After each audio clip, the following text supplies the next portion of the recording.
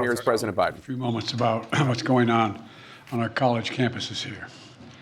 We've all seen the images, and they put to the test two fundamental American principles. Excuse me.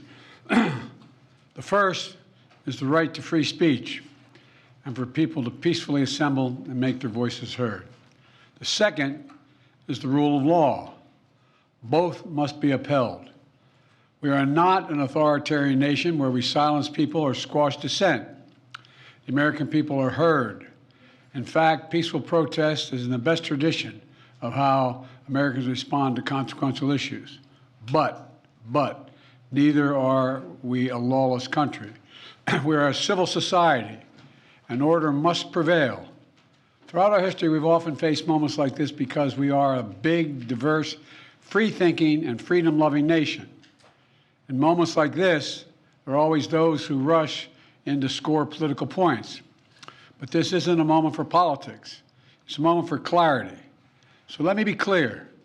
Peaceful protest in America. Violent protest is not protected. Peaceful protest is. It's against the law when violence occurs. Destroying property is not a peaceful protest. It's against the law. Vandalism, trespassing, breaking windows, shutting down campuses, forcing the cancellation of classes and graduations. None of this is a peaceful protest. Threatening people, intimidating people, instilling fear in people is not a peaceful protest. It's against the law. Dissent is essential to democracy, but dissent must never lead to disorder or to denying the rights of others so students can finish the semester and their college education. Look, it's basically a matter of fairness. It's a matter of what's right. There's the right to protest, but not the right to cause chaos. People have the right to get an education, the right to get a degree, the right to walk across the campus safely without fear of being attacked. But let's be clear about this as well. There should be no place on any campus, no place in America for anti-Semitism or threats of violence against Jewish students. There is no place for hate speech or violence of any kind, whether it's anti-Semitism, Islamophobia, or discrimination against Arab Americans or Palestinian Americans. It's simply wrong. There's no place for racism in America. It's all wrong. It's un-American. I understand people have strong feelings and deep convictions. In America, we respect the right and protect the right for them to express that. But it doesn't mean anything goes. It needs to be done without violence, without destruction, without hate, and within the law. You know, make no mistake, as president, I will always defend free speech, and I will always be just as strong in standing up for the rule of law. That's my responsibility to you, the American people, and my obligation to the Constitution. Thank you very much. Mr. President, have the protests forced you to reconsider any of the policies with regard to the region? No. Thank you. Mr. President, do you think the National Guard should intervene? No. Do you agree with what the students are calling for? Mr. President, the former president said... All right, President Biden giving some comments about the unrest we've seen on college campuses, talking about how these protests bring at odds to important American principles. One, of course, the right of free speech to demonstrate peacefully, and the other one, of course, the right of students to feel safe and secure in an academic establishment.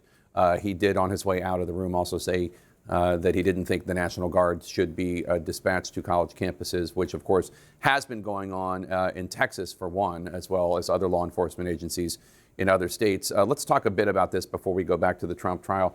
Dana Bash, I know that there has been criticism of President Biden for waiting until today, quite late in all of this, to give a statement. What were your thoughts? Yeah, we have heard from his spokespeople yesterday at the White House podium and the deputy press secretary before that, since the unrest really started. But there have been calls, not just from his political opponents, but from his political supporters, to go out and to say something that gives clarity and a very solid argument for what is okay and what is not okay.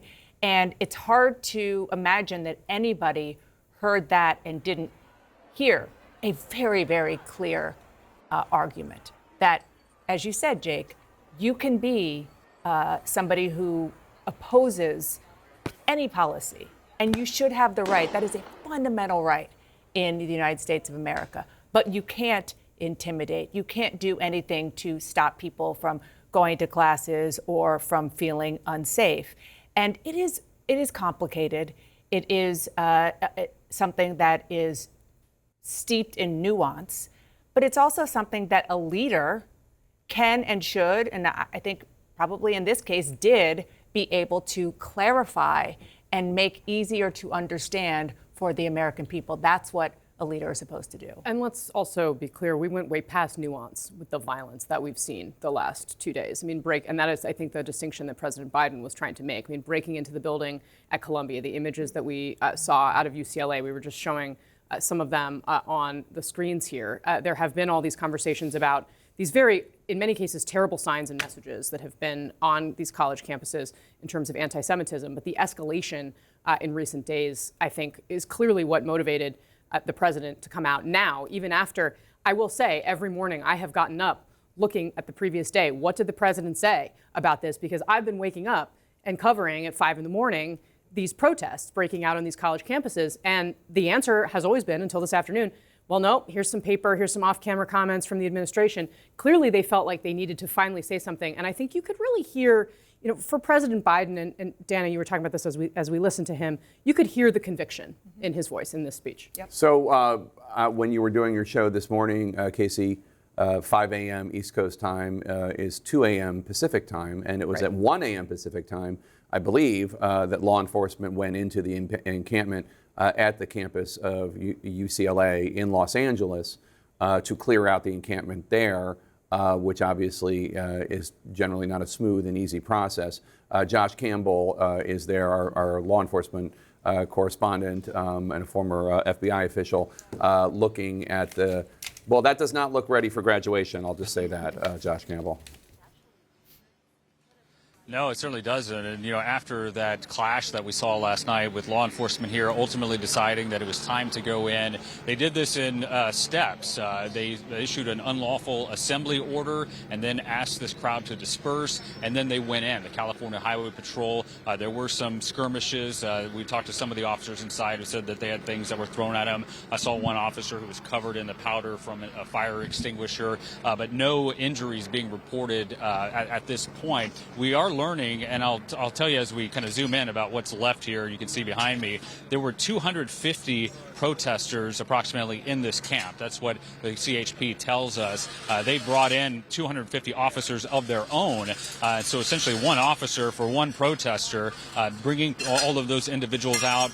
We are told that 132 of those protesters were taken into placed under arrest. We're waiting to see what those charges actually are. Now, overnight, we started to get a sense that this was about to go down because late yesterday, and this gets to, what the president's point about lawful versus unlawful. The university itself, up to the point of last night, didn't ask the police to come in and actually clear this camp. But that all changed. We started seeing resources come in. We saw the FBI field office, which is about a mile from here, essentially turn into a staging point for dozens and dozens of law enforcement officers. Multiple prisoner buses were brought in. And as you mentioned, Jake, just around 1 a.m. time, we are a little earlier than that, but that was the time when they actually made entry into the actual camp itself.